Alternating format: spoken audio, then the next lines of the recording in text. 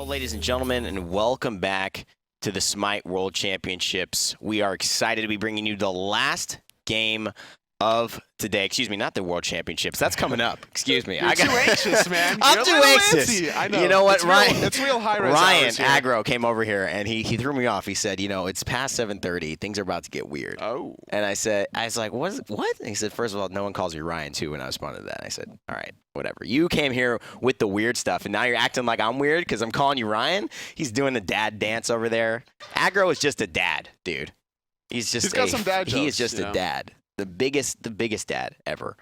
But we're excited for the Smite Super Regionals to finally end here. It's hi-rez hours. It's the midnight shift, man. And we are excited. We have a little bit more to go, and that's going to be between Flashpoint and Sanguine. Both of these teams have not found a win today.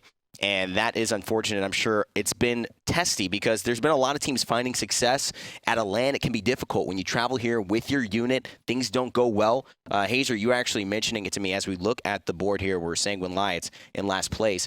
There's a little bit of a, I don't know if I want to say anything too specific, but there was a bit of a falling out. Yeah, there's been a bit of infighting from those guys, which is really sad to see. I mean, I like all the guys a lot. I think they're all really nice, and it was good to see them the last few days getting along really well. You know, when you go to LAN, you become like closer friends with everybody on your team. It always happens, but now things are going wrong. There's been a bit of blame thrown around, and they're getting upset at each other, and I just really hope it doesn't affect them coming into this set. That's right. Sometimes you just have to suck it up and then go through the last drive. The last emotions are going to be a little bit tough to get through because you did lose 2 games already to Dignitas and Orbit, and now in your 3rd game against Flashpoint, which is no easy contender as well. But this is a true test of your character heading into the last game of the last day.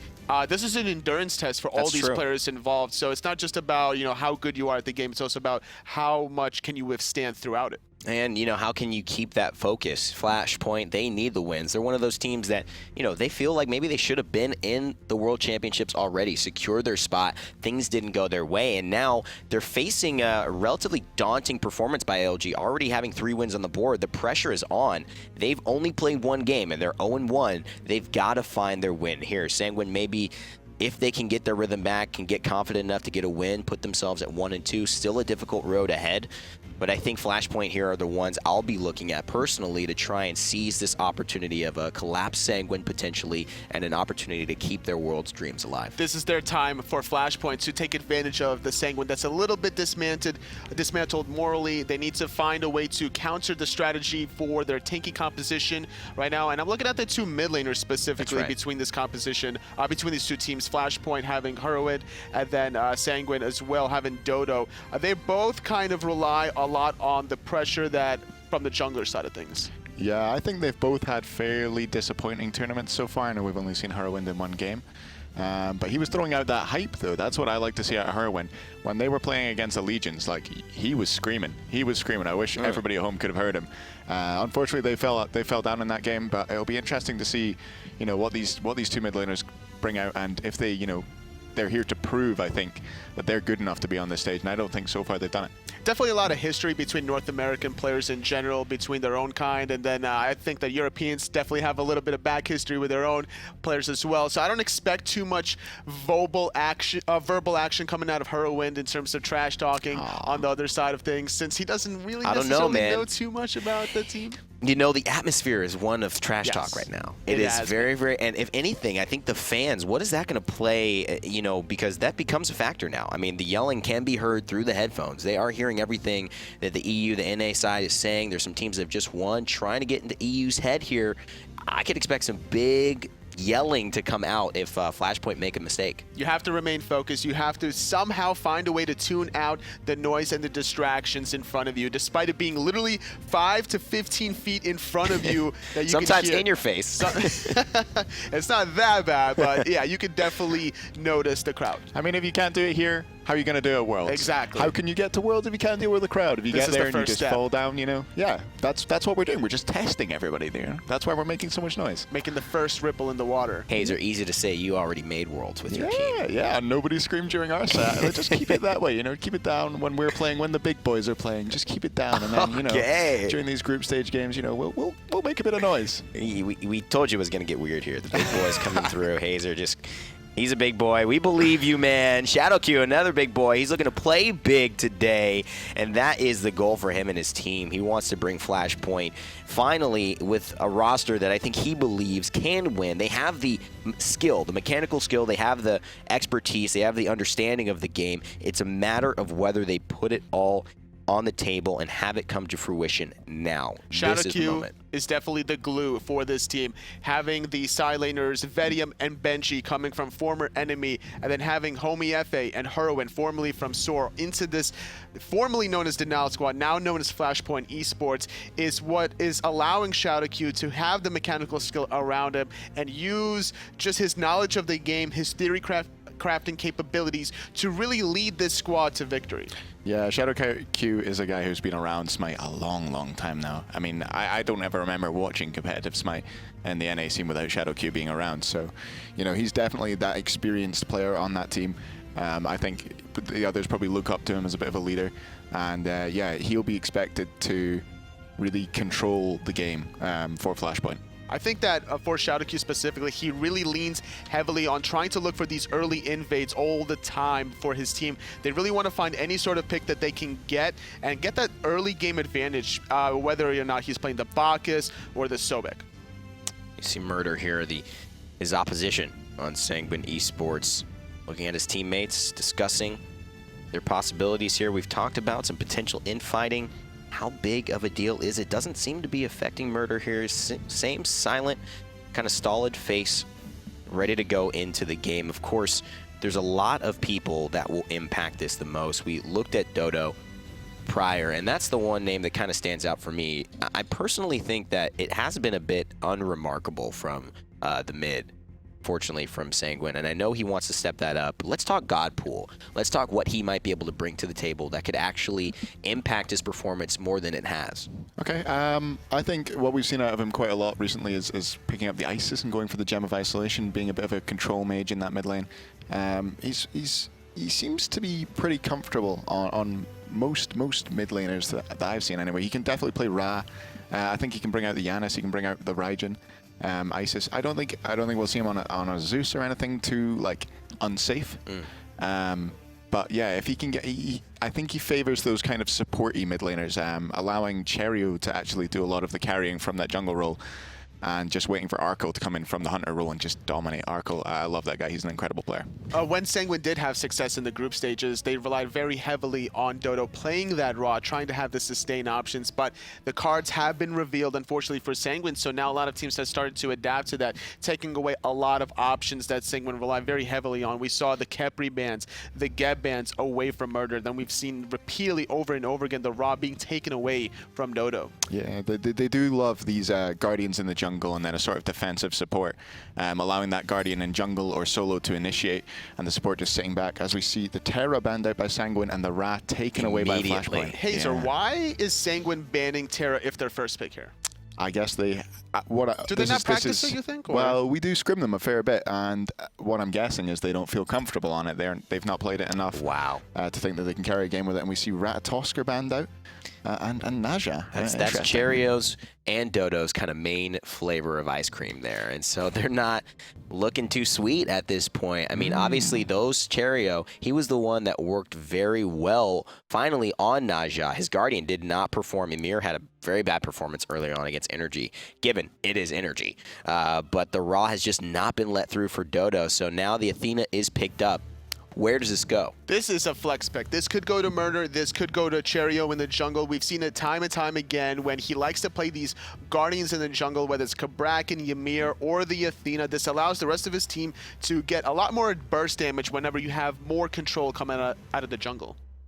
And obviously, in the jungle is where they want Cherryo to shine.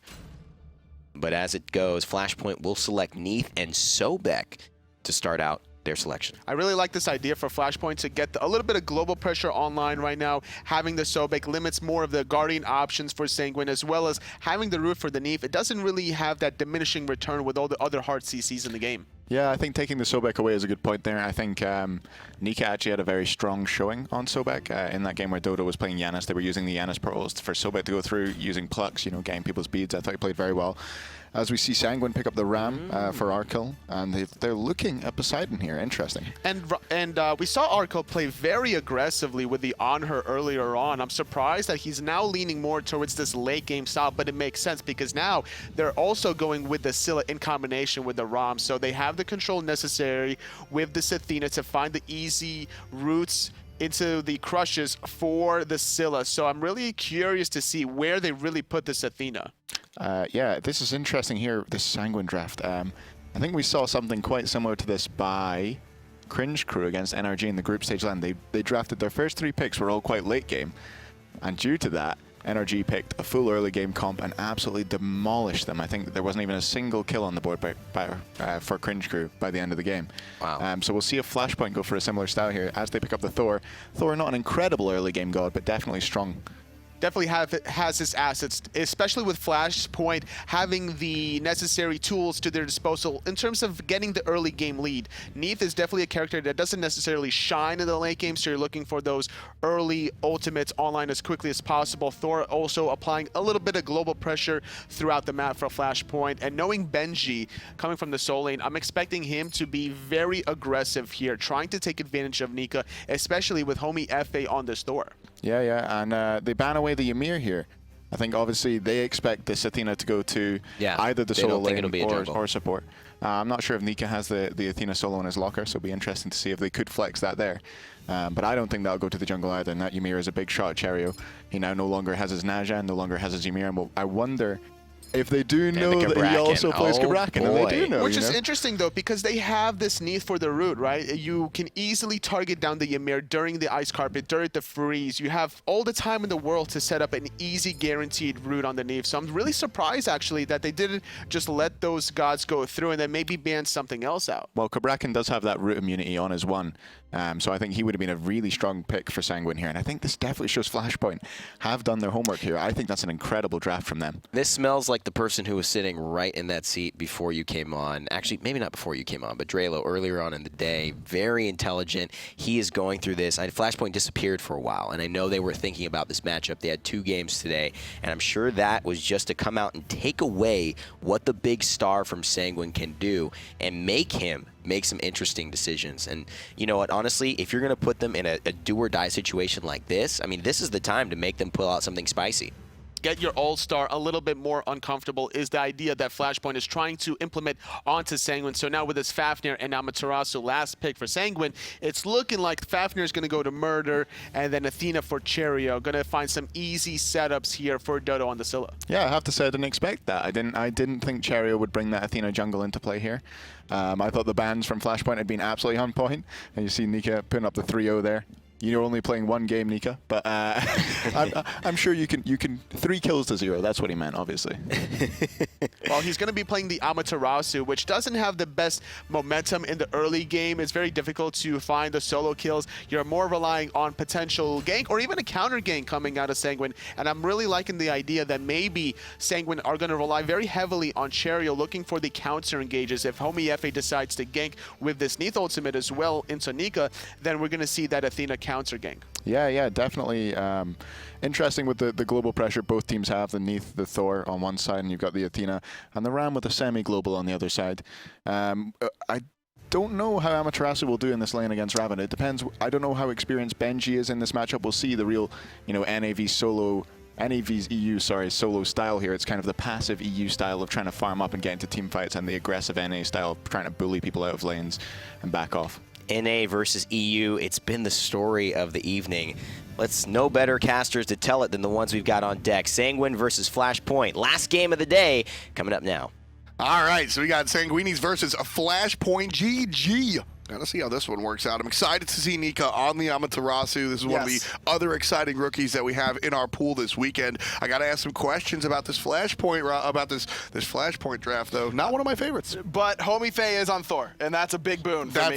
That's the big one overall. I'm assuming that's going to be Soul for Hurriwind in the mid lane. We'll have to see how he does on that character. Not one that we've seen a whole lot of him on, though I believe he has played it once or twice. The big thing for me is that Cherryo got Athena. I mean, Cherryo didn't get his Naja, but did get his Athena, and the setup potential here for TheDarkDodo in the mid lane on this Scylla is very high. It's just a matter of can he actually execute for that setup. Hurriwind's actually going to be on the Neith. We'll there see you go. Soul rocked out by Vetium. I'm pretty sure they were waiting for me to say where I thought each one was going, and then just did the opposite. You're messing up Evan. You're messing up yourself. What's going on today, man? It's real high-res hours, dude. That it is. That it is right now. Grouping up, Flashpoint, looking for a pick. Not going to be able to find it. So everybody just heading back to base as per usual. Excited for the Cherryo TheDarkDodo setup. TheDarkDodo certainly needs to set up, and Cherryo is going to be... Oh, man. So I like the Athena more so than I like any of the other Guardians that we've seen people bring out in the jungle. I think Ymir is the closest to Athena, but when it comes down to it, Athena really does the set you up and punch you in the mouth very, very well. I agree with that. And the global pressure as well is a big deal for me in the jungle. The global pressure brings it brings a whole lot to the table. Kind of surprised we don't see Cherryo start off with the Helm 1, the Imperial Plate Helm, just to get it started off, because I assume he's going to be going into that at some point here, especially early on at level 1. Getting that extra 10 power helps you clear a good amount, plus 10 physical protections isn't a whole lot, but whenever you're going up against Thor, who's going to want to fight you early, and then a Hunter in the mid lane as well, you'll usually see that pulled out. Instead, Cherryo going for the mobility option. He wants to finish those boots early on and probably he could go for some cooldown. You can see cooldown boots on Athena in the jungle pretty often, as well as you could just go for the outright damage option. I'm going to be that guy real quick. Big misplay coming out from Athena, having to go back to the speed buff. You miss about 3 basic attacks because of that, but at the end of the day, Flashpoint take a year to get to lane, so it doesn't have any impact. Yeah, not quick whatsoever. No Wrath for either solo laner, so no problems there as far as clear goes. And that's kind of surprising, though. We do see a Wrath on Murrdurr on this Fafnir. We see that a lot out of Fafnirs, just because the ability to burn a Gold Fury or a Fire Giant very quickly and get it into Wrath range is very, very high on Fafnir. That AoE Coerce buff means that you're giving a lot of attack speed and a lot of power to so many people on your team. Cherryo going to get rooted just a little bit, stunned out as well, but the wall's on the wrong side, so Cherryo's able to dash out. Low HP, but not dead yet. But you have to use the Purification. So even though the wall was on the wrong side there for Homiefe, I don't know if Homie had that wall leveled. Sometimes at level 3, you'll kind of wait and see what's happening. Yeah. Maybe he had to level it and then fire it off, and that's why we saw it be a little bit delayed. But either way, you get what you came for, and that's Purification. So either way, they get what they came for, and that's pure. I was looking for something else to say. Well, I said it for you. Don't even worry. Pressure in the mid lane now, because there's no Purification, means that these left side back harpies are opened up for Homiefe and Hurriwind. And just the amount of clear you've got with this sort of 2-on-2 is really, really potent. That's one of the things Athena doesn't. Cherryo's in the wrong spot right now, just like the camera. Cherryo gonna run away. There's 3 players in red. Cherryo charges a dash. He's gone. Nice play. Couldn't find the taunt onto Homiefe during the spin to win, but it didn't matter. So even with all this push that you have in the middle lane, you don't have quite enough damage to finish off the tanky Athena target. Even though she doesn't have any protections, she's going to have more health, more brace protections than your usual assassin, thanks to her Guardian class. I did not expect her to get out of there, and you know what, Aggro? You know why Athena got out of that situation? Why's that? Because she didn't start Helm 1, she started Boots 1. Boots, the only stat on those boots is a little bit of movement speed. You got 6% movement speed on that. If he doesn't have the movement speed, I almost think he dies there. But you're also getting more protections up against all the damage that you're taking, so maybe he doesn't get quite as low by buying the Helm. It's certainly a possibility. Either way, it doesn't really matter if they are able to find that kill or not. It's one of those things where, yeah, you get the first blood, but there's nothing to take after that. Sure. You already took the back harpies. Just forcing Cherryo to back and miss a full wave in mid is already enough of a win. But by going Boots 1, it allows him to, even despite having to back early on, he picks up cooldown boots on his first back. So that is a big boon for them. So it pays off going for that Boots 1. Which I actually love the cooldown boots on Athena, especially if you're going to play her aggressively in the jungle. I think it works out flawlessly with what she wants to do. Basically, when it comes down to cooldown, it's always good in theory, but how many of your spells in a team fight are you actually getting off? But when it comes down to it, Athena, she's going to ult in or just walk in and start the fight with a taunt. And then as the team fight goes on, with the right amount of cooldown, you can find maybe a second taunt, which is really what you're looking for. Plus, the extra dashes, having your global ultimate on a lower cooldown can be very impactful as well. Definitely one of those. Cherryo needs to make sure he's picking those up whenever he walks away, dude. It's not the old school days where you just kill a buff and it goes immediately to you. Jeez, I mean that's throwing it back. Yeah, that's a long time ago. and then before that, you could have a ton of buffs. Did they even have an Xbox at that point? Yeah, not an Xbox One. I think that was still Xbox 360 days. Shoutouts. That was the last console I owned before I got my DS today. Yeah, shoutouts to the new DS for Tom. Cherryo, though, here in the jungle. Nothing new here with the Athena selection. One of my favorites. One of my favorite picture. Cherryo as well. And here's going to get slowed a little bit. Vetium showing up all the way from the left lane. Rama, on the other hand, still there. Arkkyl looking for the farm. Cherryo's going to get ulted there on the backside. Zoning ult coming out from Homiefe. Cherryo hits the eject button. Instead, he's getting aggressive. Ultimate out of Murrdurr is going to turn things around. Shadowq completely misses the pluck. And Cherryo looking for an exit. Murrdurr, no mana, though. Murrdurr could have really helped turn that around if he could have found some stuns, some chain CCs, but instead, he's just there for some moral support, basically. Benji on the right-hand side, stealing away Nika's blue buff. That's what you expect out of this early pressure from Ravana. But talking to Nika whenever he joined me, myself, and Hindu on our podcast, he talked about this matchup in particular, is the Ravana Amaterasu matchup. It's one that he really doesn't think is heavily into Ravana's favor because you can trade with auto attacks as Amaterasu so well because of that little aura you saw right there. Her passive, whenever you hit one target with 3 auto attacks, they take extra damage, not only from you, but from minions, and that's the big one. It really allows Amaterasu to box Ravana in the middle of the minion wave fairly well. Plus, the only sustain that Ravana's getting is from A, his death toll, and B, the shield that he gets from his passive after 8 auto attacks. So whereas Amaterasu has her switch stance, which gives her sustain as well, plus you see that Nika has gone for the death toll himself. That's something that he really likes to help keep that matchup as even as possible. And then outside of the matchup, when it comes to the team fights, I mean, it's really no contest. Obviously, the Amaterasu is going to have a little bit more impact here. Benji, one of the premier, I think, Ravana players, he's very, very strong. But Nika, I think, can go toe-to-toe with him, believe it or not. And I'm excited to see how these two solo laners develop into team fight time. But despite the fact that Nika might think it's not that even, hold that thought. Nika in a ton of trouble. World Weaver going to clean it up. Hurriwind gets the kill from the middle lane. That's been the story up against Sanguine all weekend. It's been Neith's ulting Nika as often as possible. And it just, you know, if it works, it's certainly going to keep happening. Right now, Nika, unfortunately, not able to make the impact that I was alluding to, so very low there. Gets ganked by the jungler and the Neith ult on top of it. So not only, before that first blood even, I was about to say it, that despite the fact that Nika thinks that matchup is fairly positive for him, not even a negative, he was down 500 gold. And now that first blood goes the way of Hurriwind, but Benji gets the assist. He misses a couple waves, didn't have teleport available for whenever he respawned as well, so he loses an extra wave, basically. So now that net worth is going to go even farther down. You can see the gold per minute there. Benji's got more than 100 gold per minute on him. It's only been 6 minutes, but that's a good amount. Certainly so. And the fact that this early, the fact that it's that much so early is really the eye-opening part. Without a doubt. And now he's waiting for these gremlins, and he's going to lose at least one minion tower here. Benji coming around the backside is not going to let him get to this wave for free. But in fact, Benji is going to let him get it just because you can see they're going for this pincer maneuver on these right-hand harpies, forcing Sanguine to give them up. This is how you generate pressure outside of your lane whenever you've got pressure inside your lane. Benji has the opportunity to get extra poke on Nika, but he doesn't care about that. He'd much rather allow the rest of Flashpoint to farm up the map. He does a great job of translating that towards the mid lane, even early on. Man, the intricacies of solo lane are always so exciting. You know, it's always fun to get into conversation with Anatoly, who's always excited to really talk about the intricacies. Unfortunately, Hurriwind. Ooh, no commit from Murrdurr. There's a full commit from Homiefe, however.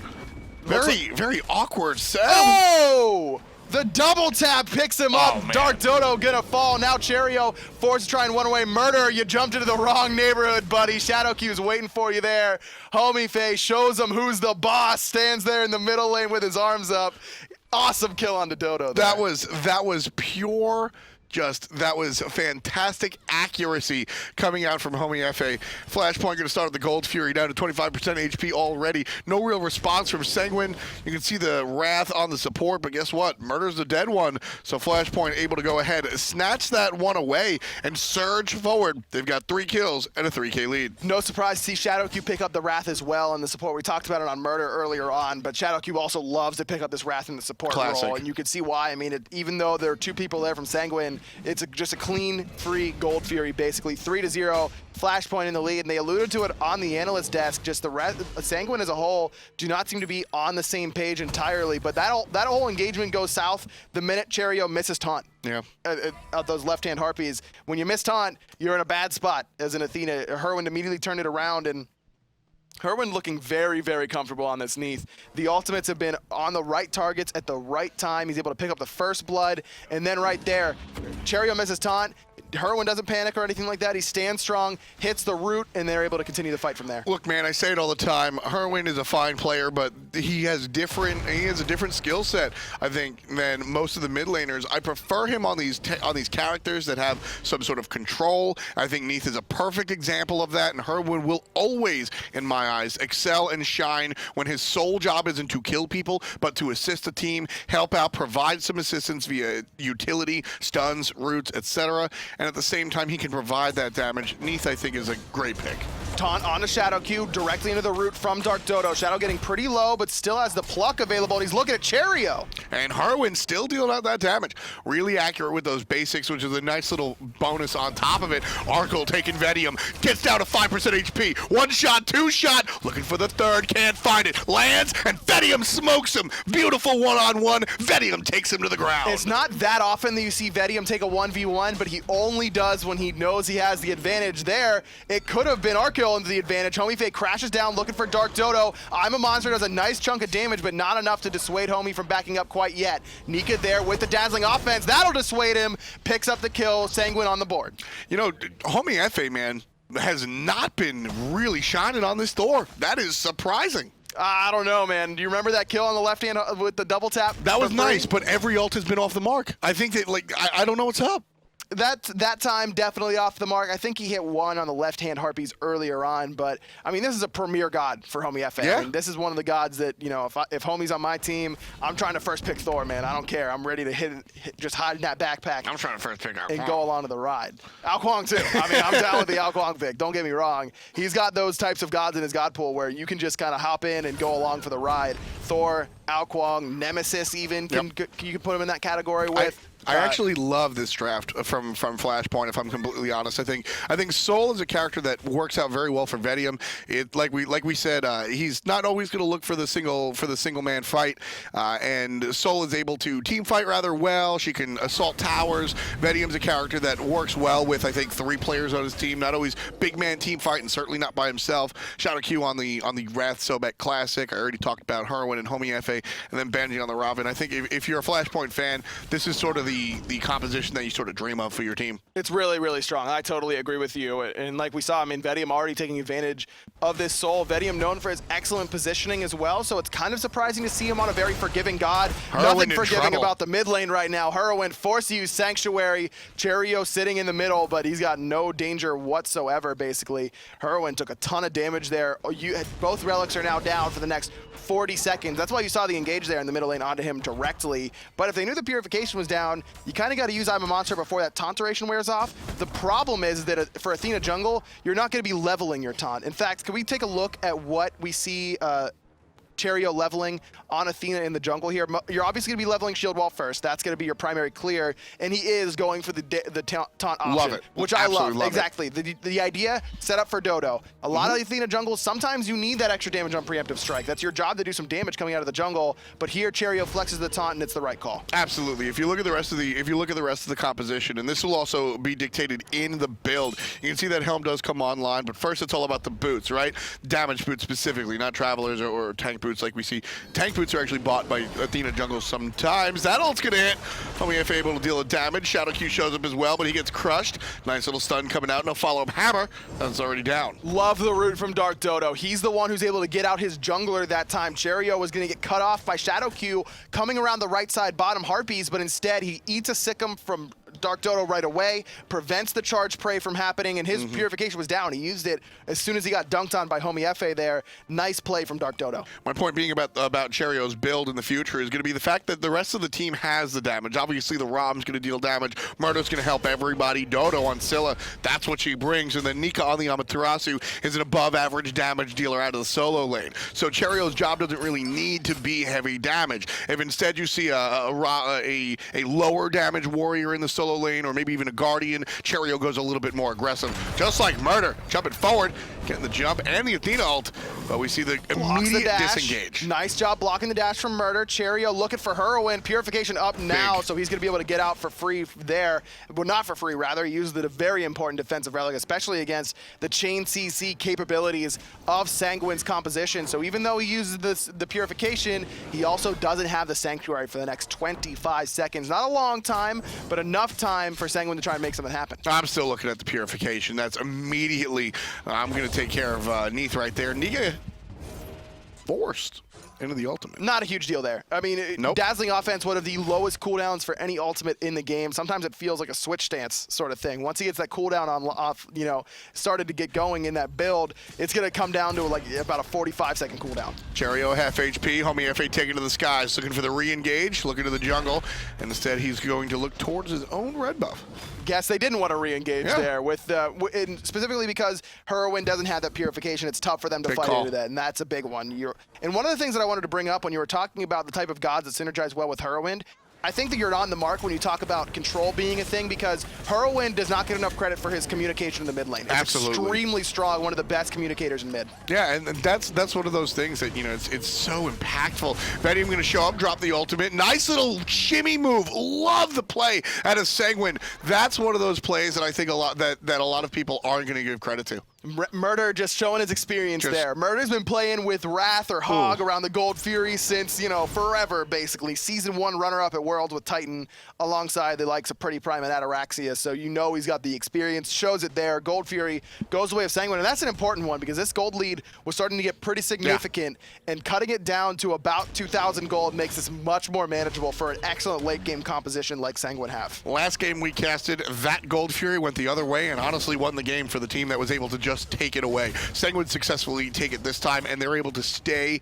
in the game. 2,000 gold lead is not that big a deal. And again, just I'm so impressed. A little shimmy. Basically, the Gold Fury just moves out of the way of the soul ult, able to snap down the Wrath. Just a wonderful little play. For me, it's always about the little things, man. That's what impresses me the most. If you're able to clear camps efficiently, if you're able to just make those small adjustments, I love to see that stuff. Nika have been having a lot of trouble on this right-hand side. It's been Robin who's definitely gotten the better of him. With help from the rest of Flashpoint, in fairness to him, he hasn't really had a blue buff all game, basically. That's really been a focus of Flashpoint. Solo Tower goes down right around the 16-minute mark, and you can see 2-level lead for Benji in that solo lane. He's also setting up about 1,100 gold, even with that more worth Gold Fury going the way of Nika and Sanguine. Cherryo and Homiefe look like they're related. I love it. Stun onto Murrdurr in the mid lane, directly into the root from Hurriwind. Get Murrdurr just gonna be able to jump out of that thanks to those tank boots coming out of Murrdurr, and I like that selection. CCR, very, very important against a composition that can really keep you rooted in place for a long, long time. You got the root from Benji, the stuns, all that stuff. And you're gonna get stunned out by Homiefe as well. Nice little stun. Taunt coming out as well, but no real commit from either team. You see a retreat from both squads. Nika wants to commit though, coming in, dazzling offense, looking for Shadowq, lurking in the waters. Vetium forced into the Sanctuary as well. Worldweaver onto Cherryo. Homiefe had to dash out very low. Arkkyl needs one more. Can he find it? No, blind over the wall, so close. Almost thought he was gonna get it. Flashpoint, however, looking for the resurgence. Benji leading the charge. Going to catch up on these right side mid Harpies. Everybody from Sanguine seem to know it though, but don't want to take the bait. Big thing for Sanguine that's stopping Flashpoint from pushing forward is the I'm a Monster and the Dragon form still available. Those are two big ultimates, whereas it's only Benji and Vetium with two ults that really aren't super impactful. Supernova can do it. The ultimate from Robin, yeah, all right.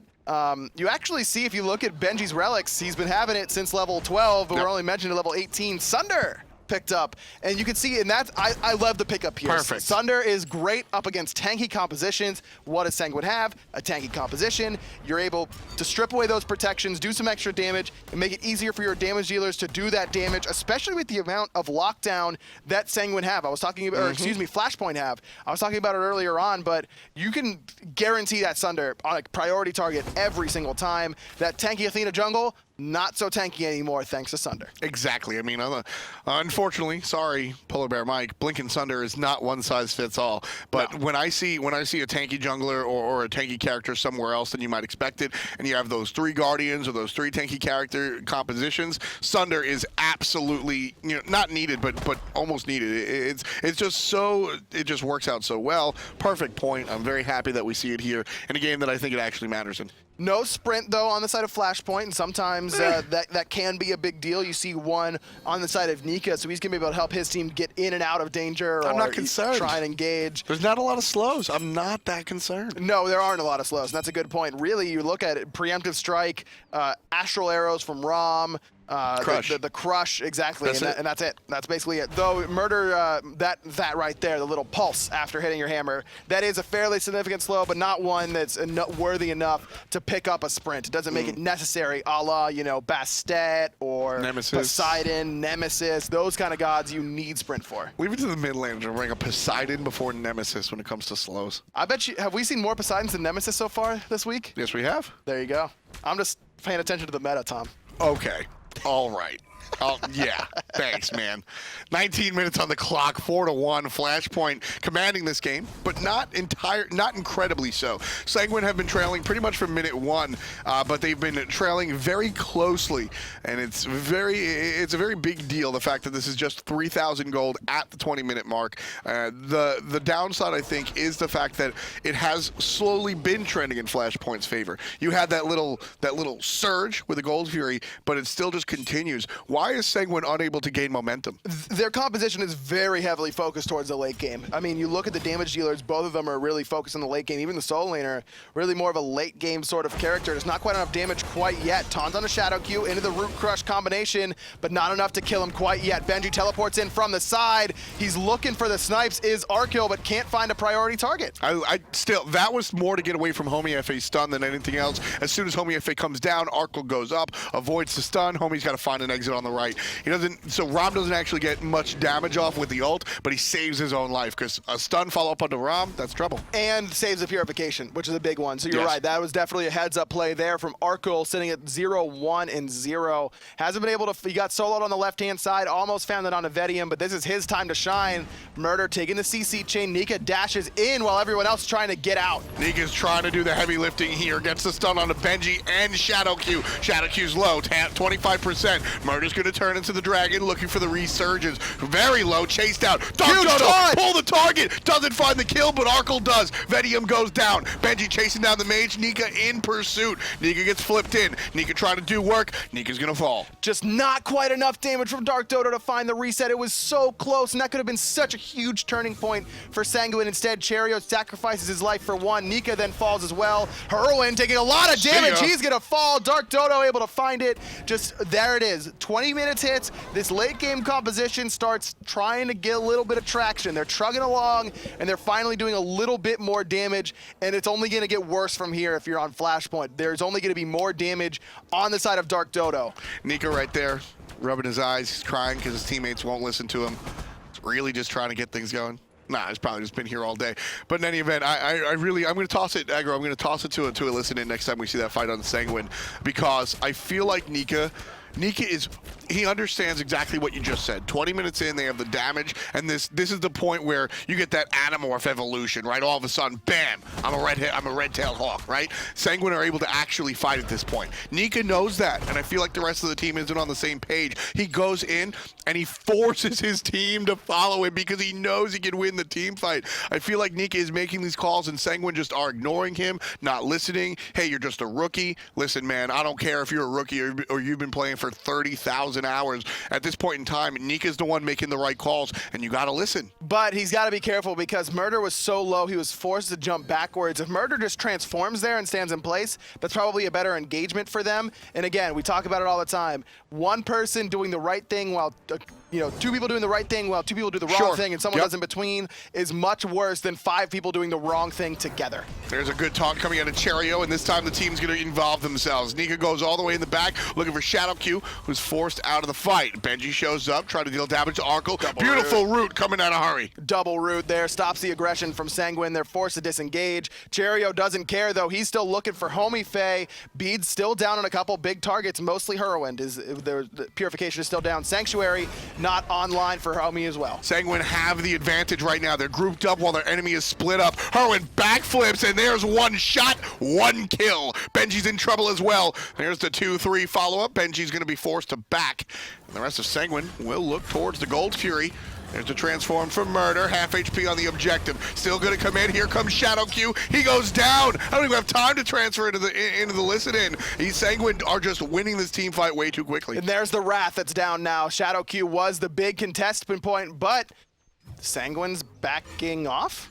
Wrath is still up here for Murrdurr, very surprised. Homiefe still has his ultimate, but defensive relics up, Sanctuary, Purification, very confused by that call to not go on Gold Fury. It was the perfect bait. It was the perfect job by Sanguine to bait in the Wrath, right? They did everything right except for the period. They wrote a beautiful sentence, Tom. It was well structured. The adjectives were just phenomenal. And then they forgot the punctuation. And here's Nika just saying, no, guys, listen to me. We have the Wrath advantage, please. I'm going to solo this by myself if you don't help me. The Wrath's in the middle lane. Murrdurr's in mid right now. Here we go. Yeah, now the Wrath comes. Flashpoint can do nothing. And Sanguine take the Gold Fury. Again, it's Nika forcing the team. Cherryo's going to be forced out a little bit, trying to find an exit. Homiefe takes to the sky. Let's listen to Sanguine as they try to escape this team fight. Get out. Lodo might need help. Get out. They're gonna go for me. Dodo's fine. I'm dead. I'm fine. I'm the only one that's dead, I think. Back, Dodo. That's fine. Back, defend T2 if you can. I have ult when I spawn, so... Okay. That's fine, I think. They're gonna go fire. They're going fire? I think so. Just go to FG, Arkkyl. Go to FG. Yeah, they're going fire. They have hug, we're just gonna have to look for kills. You have to just fight them, I think. Yeah. Just wait for me. I'll put 20 seconds. Try to delay. Do you have actives? No, I have only. I don't have these. Use your ulti. Like, go all in and use your ulti. Go all in and use your ulti. Yeah, just go. That's fine, I think. Arkyl's here. This might be fine. Not quite. Flashpoint GG gets the Fire Giant. Arkkyl can't do anything there. You heard it there. Wrath is up. We just have to look for kills. Arkkyl does just that, but Flashpoint's got their eye on the prize of 5 Fire Giant belts for their whole team. Gold difference in a good spot for Sanguine Esports. They're only down a little bit less than 2,000 gold, but the problem is that gap is about to get a lot bigger once Flashpoint group up as 5 and try and push down some towers. Sanguine just, unfortunately, like I said, they're just a couple of wrong calls have really hurt them. Occasionally you can get away with the wrong call here or there, right? Not taking that Gold Fury is not terrible, but by taking that Gold Fury and waiting too long for it, you wind up on the bad side. That's the big thing. They got the Gold Fury, sure, but then Shadowq would respawn. Yeah. You know, you had Hurriwind respawn, and then you're not able to do it. You know, that you get chased down, and then you give up Fire Giant for it. Indecision, the big thing, and again, it seems to me like Sanguine just not all on the same page together. Exactly, and you know what? I'm the first one to say, you know, 5 people following the wrong call is better than 2 people and 3 people splitting up and following the quote-unquote correct call. I completely agree. We say it all the time. I say it more than most, but it's troublesome watching Nika force his team to follow up because he puts himself out of position by making the right call, and it's troublesome to watch this squad.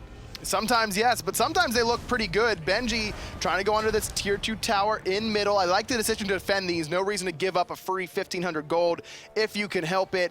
I expect that they won't die for this tier 2 tower, but they're at least going to make Flashpoint try and fight for it. And I like this call. Cherryo right in front of everybody. When you've got a tanky composition, this is one of those plays that you can make that most regular compositions can't fight into. You're down 3k gold plus a Fire Giant, and you're still going to defend your tier 2. You can do this. Wonderful positioning on Nika, gets clipped by the wall. Not a full fling. Shadowq's the one taking shots, and Arkkyl from the skies takes him down. Benji behind everyone. He's the lone wolf now. Nowhere for him to go. Ultimate gonna help him a little bit, but I don't think he's gonna be able to get away from the very swift feet of TheDarkDodo. Eats him up. Double taunt. Forces 2 sets of purification. TheDarkDodo's not done yet. He also gets the Sanctuary. Vetium's gonna go ahead and immune that one out, but guess what? Tier 2 tower of the team that's got Fire Giant, and a lead was just taken from them by the rookie squad. Sanguine pushing forward, not done just yet. There comes the coerce, and down melts the tower. Nika also backs, has teleport. Looks like he's trying to defend this tier 1 on left side. Homiefe is gonna get it, but he may be in a little bit of trouble. No, is able to stun and prevent that silence from coming out. All the while, mid Phoenix being looked at by Sanguine. Arkkyl just staying in the back and damaging the Phoenix. He's doing exactly what his job is, get the structure. And meanwhile, Nika taking care of Homiefe, forcing the young jungler into the ultimate. He'll likely land defensively unless they call for the fight in mid lane, but absolutely not. Look at that. Phoenix will still stand. No, the Phoenix falls while the fight goes on in the jungle. And Flashpoint successfully take the Fire Giant off of a bad call from Sanguine.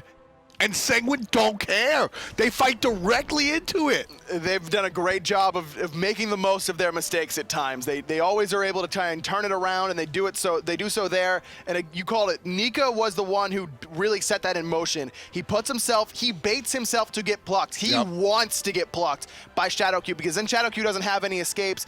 Arkkyl goes up into the sky. He's had a very good game ever since that incident on the left-hand side where he gets soloed by Vetium early on in the game. He's top of the player damage charts. He's found 3 kills via 3 snipes, and he's looked very strong with his positioning in these team fights. Well, when it comes down to it, Arkkyl is this hunter that... I've heard some players say that he's one of the top hunters in Europe. I don't know. I need to see more of Arkkyl. I don't know if I'm going to subscribe to that just yet. But when it comes down to the solo fights, Arkkyl obviously wound up on the bad side of it this time, but I'm taking Arkyl's name to the bank when I'm talking one-on-ones. This is a guy that I want to leave in the laning phase. I want to extend the laning phase because he's going to win it. And when you give him Ram, I mean, what makes you win these 1v1s? Sure, positioning, but also accuracy. And he's going to nail these ultimates. I love to see Arkkyl actually make the impact in on this team. And right now, Sanguine, they tie the game up. They take a little bit of a lead, in fact, and they're just going to surge forward. I love what we're seeing. Vetium, no purification. He's in a ton of trouble right away. Is able to get into this apparate and put out a little bit of damage, but Arkyl's going for this guy. He's got one, needs both. He's going to find him. TheDarkDodo able to get the reset as well. And looking for the rest of it. There's a nice hit. Not going to be another kill, but a lot of damage. Arkkyl cleans it up as well. Sanguine Esports, 5 players alive. Flashpoint got 3 ready to rock. Mid Phoenix, hey guys, we already got that one. We've got to go to the tower. You can see the pings coming out. The tier 1 tower, unfortunately, as Sanguine has been trailing for the majority of the game. They haven't had the opportunity that Flashpoint has had to clean out some of these other Phoenixes or some of the other towers, because this is really what you look for. Late game, 30 minutes in, you kind of hope that those towers are cleaned up so you're able to go ahead and make that sweep push. Because they're still up, Sanguine have to focus on the objective and will take the Fire Giant. Shadowq's here. He does have Wrath, but he's not going to be able to get anywhere close in time. Sanguine take the second Fire Giant of the game. Now they're going to look for these towers on the right-hand side, like you mentioned. But the good news is that even though they don't have them, they can't try and end the game, potentially, when they kill 2 damage dealers like Homie and Vetium like they did in that last fight. This is a lot of gold just waiting to be collected for Sanguine. Whenever they take all these towers off the map, potentially this right-hand Phoenix as well, though everyone from Flashpoint has respawned, so you'll likely see exactly this, them back and spend this gold. You can see gold in hand right now, Arkkyl over 2K, everyone else middling right around 1,500. You're going to be able to get some pretty significant power spikes going into this final push on the left-hand side. And I love that call. Just going back, look at the painting that this graph is right here. Early game, mid game, Flashpoint's comp is really, really strong. The late game happens, they take one fight incorrectly, and it's all Sanguine after that. This is what I like so much. So you see the lead because of the composition, and then you see the sneaky Gold Fury, and then the lead because of the composition, and then you see Sanguine make a great play right there at about 24 minutes. That's when they were able to take the team fight. And even still, Flashpoint play a great game, so it goes in their direction. And then right there at about 30 minutes, that's when everything goes awry for Flashpoint, and Sanguine are able to snap back with a huge play in mid lane, and then of course the Fire Giant, and it's going to keep extending because of all the free gold you were talking about. 2K on both sides. That's going to be a 4,000 plus to the lead they were already building. You're looking at 6K, folks. Middle Phoenix is up for Flashpoint, though they've got at least another fire wave and a half to deal with, and that's going to be Homie's task. His job is to clear that out, but they're going to be Sanguine looking for him, hoping that he's in the wrong spot at the wrong time. But with his positioning, Homie's going to have to ult from the back. It looks like he's going to do so right now. And he's still in the sky. Shell comes out. Nice play out of Murrdurr. Let's listen to Sanguine as they take the team fight. Oh, okay, just chill. Careful. I have shell still. Let's keep pushing. Yeah, one more. We just take this, take this. Wait, can you go in with that? I blocked the I shelled this. We got it, We can reset. Go left, go left. Go left. They have to back. Go left, go now. Okay, left. Take it. Burn. Nice. He's silent.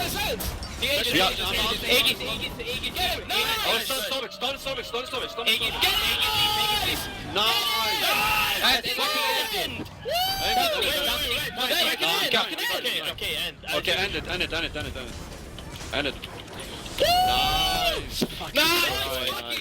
Sanguine Esports take down Flashpoint. Fantastic, and that right there. I don't care who's the captain on the screen or the roster. Nika, that guy right there is leading the charge. You could just see the relief for Sanguine. They started off this group stage 0-2, two losses that you knew they didn't feel particularly good about, and they just look so relieved right now. It'll pick up a big win against a Flashpoint roster that I think a lot of people had very high expectations for. After their excellent performance at Group D, they were able to split both times with Soar. They looked very strong, and really just haven't looked like the same team since. Yeah, Flashpoint right here, you can see the smiles on them going over to Sanguine. I think everybody can sort of respect when the Cinderella story comes out. Like, I don't. This team is a team that a lot of people say they're not supposed to be here. They snuck their way through the regular season. They snuck their way through group play, and here they are at Super Regionals. And these two guys on the far end, Nika and Cherryo, these are the ones that honestly are just running it for me. And Arkkyl also had a great game. You got to give credit to him. Murrdurr was in a good position most of the game. He wasn't getting picked off very often, was supporting his team very well. And you're right. I mean, Sanguine is a team that I think a lot of the viewers at home may not have a ton of respect for, but I think all you need to know is that Raffer has a lot of respect for them. And whenever you gain the respect of a world champion, and he said that he wouldn't be surprised if they were one of the two teams to make it out of the group phase, I think that tells you the level of play that Sanguine are able to bring. Raffer doesn't like a lot of people. So if Raffer likes you, he likes me, I think. I don't actually know. You can never tell with Raffer specifically. I can. Does he like you? He doesn't like you. In any event, Flashpoint. They can't feel happy about that one. Sanguine wind up on the top, and I think a lot of people are feeling good about that one. Like we said, good games all across the board. In all honesty, we'll touch the surface and we'll go a little bit deeper with the analysts. It's Evan standing by. Well, finally, Sanguine get themselves on the board. I know EU is happy. Hazer, you got a smile on your face. Yeah. EU bringing it home at the end of the day. Yeah, my boy Arkkyl going absolutely huge as he goes through for his interview. What a god. Oh, you spoiled it, Oh, dude. I'm sorry. Spoiled the script, I'm sorry. dude. Come on, man. It's all right. But yeah, Arkkyl on that Ram. Athena, Cherryo doing work, and Dodo out there hitting those Scylla ults. Apart from the last one, he was absolutely crushing it. Dodo was incredible out there. We I see what talked you did about there. their composition. We saw that if the late game happened for Sanguine between the Ram, between the Scylla, that they would have the damage necessary. And we talked about the early game pressure necessary from Flashpoint. Utilizing that Thor and the Neith wasn't utilized past the early game, unfortunately. They didn't really continue pressuring onto the solo lane. Nika wasn't shut down hard enough for Benji to make those rotations, and even picking up Sunder as the second relic didn't really help him out too much in those team fights. I like Dodo back on the Scylla. I feel like that was the question I had raised earlier on. When can Dodo get into the rhythm on his mid god, where he can feel himself confident? And I think that Scylla ultimate, you saw it in so many moments in the game. He hit a lot. A couple of resets came through. He was really enjoying himself on this god. Absolutely. He was just necessary to be very patient with his ultimates, wait for the required setup, being able to have the resets whenever necessary, and he would do enough damage for Arkkyl to be able to really clean up. I think that Arkkyl definitely had the top player damage of the game. Yeah, he was doing some work out there. He was hitting the snipes, he nearly got that solo kill at the start, but we won't talk about him getting soloed, He did work out there. He had the hype bringer, the death bringer. He was just critting everybody for huge amounts of damage. Is it ironic that PBM goes and says EU sucks at the end of winning, and then all of a sudden Sanguine show signs of life here?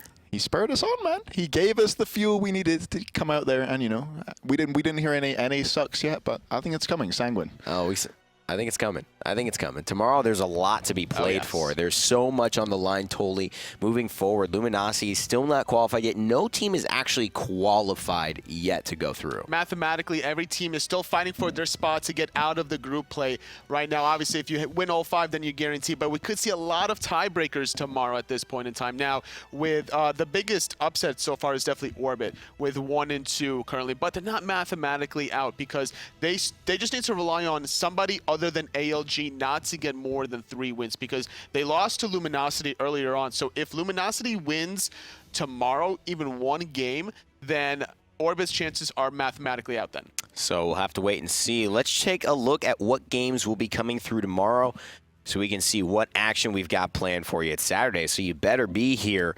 Obviously, Sanguine, they've got to play Allegiance. Luminosity and Allegiance, that's a marquee one. That could be interesting. Could potentially hand Luminosity that loss that they need for a couple of these other teams to stay involved. Flashpoint looking pretty dismal at this point, but they've got Dig to go against. Orbit, they've got Dig as well. And Orbit, pretty resigned at their chances. We've seen a couple of tweets come out from the players, devastated that they feel they cannot make Worlds at this point.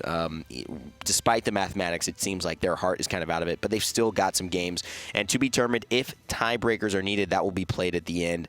Could be a late day, but it'll be a fun one. Make sure you join us tomorrow. And to close out the night, we've got an interview with the man hitting the Rom snipes himself, Arkkyl. How's it going? Well, how's it going? There we are right here. I'm standing next to Arkkyl. You've been doing a lot of hard work, and you guys finally find a win. Talk to me about what it's like to really wind up on the top this time. Yeah, really confident because we actually lost against Orbit and Energy. But I think we needed to make the best call, you know? Like, I think we had the mechanics, we had some great calls at the beginning, but we threw the games so much time, so yeah. Talk to me a little bit about who makes the shot calls here, because I feel like you guys generally have some good plans and they're just not well executed. And then a couple of times today we saw a couple of interesting calls, but here in the last game against Flashpoint, I think you guys really made a big step up.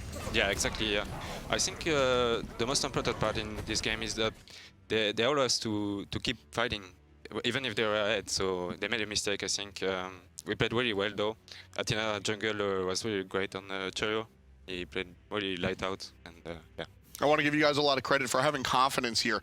You're not the favorite, and you know that. And going up against Flashpoint, you know, this has been a team that a lot of people are high up on. You guys are down 3,000 into a fire giant, and you fight into it. And that's the turnaround point. Where does that confidence come from? It was the comp we had, honestly. We had I had so much damage late game with Rama, and the taunts. The taunts was the big factor here. Yeah. Yeah, Cherryo making a really big impact. And then alongside you, I've spoken a lot this game specifically about Nika, your solo laner. Really big presence. You hear him in the comms during the listen-ins. How important is this rookie to your team? Yeah, I think he has a lot of confidence now. He was a bit scared in lane, I think. But even though he was behind this game, he kept pushing. He did really good in teamfight. Yeah, it certainly works out and winds up on top. Tomorrow you guys are facing Allegiance, who look like the monsters in this group phase. How are you guys feeling? We are confident, honestly. They played really well, but I think we can do it. Yeah. All right, well, that's that. Worlds is in the future. How confident do you think you guys can make it out of these groups and wind up at Worlds like Raffer says you can? I mean, I hope so, yeah. Absolutely. Confidence in the team and confidence on the Hunter.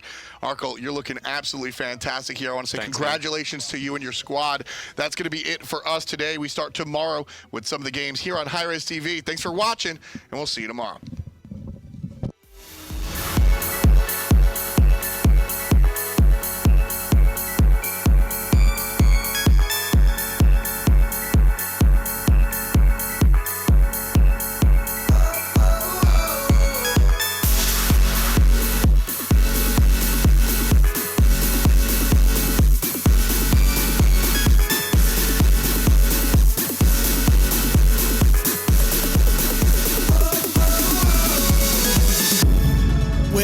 Time comes, be ready, don't you hesitate. There's nobody left in the world who could ever shake my faith.